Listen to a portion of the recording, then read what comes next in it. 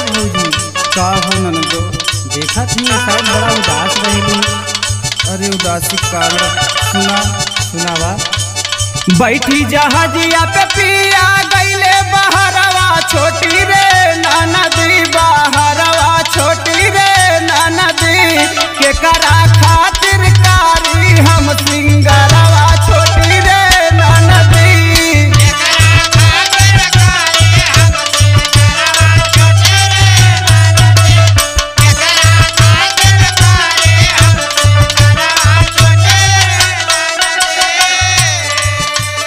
बैठी जहाजिया पे पिया गईले बहरवा छोटी रे ननदी, बहरवा छोटी रे ननदी, के करा खातिर कारी हम सिंगरवा छोटी रे ननदी।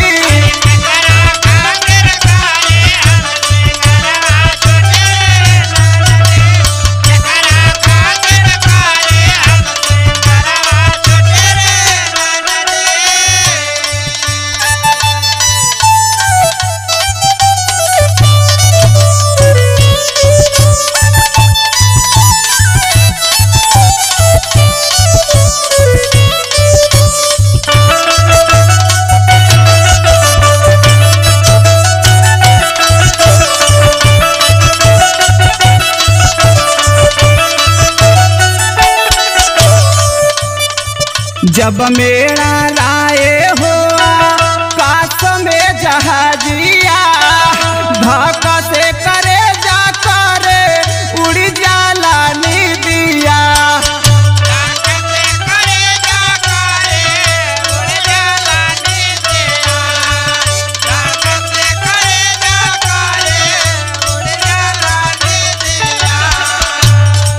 जब मेरा राय हो काश में जहाजिया, धक से करे जा करे उड़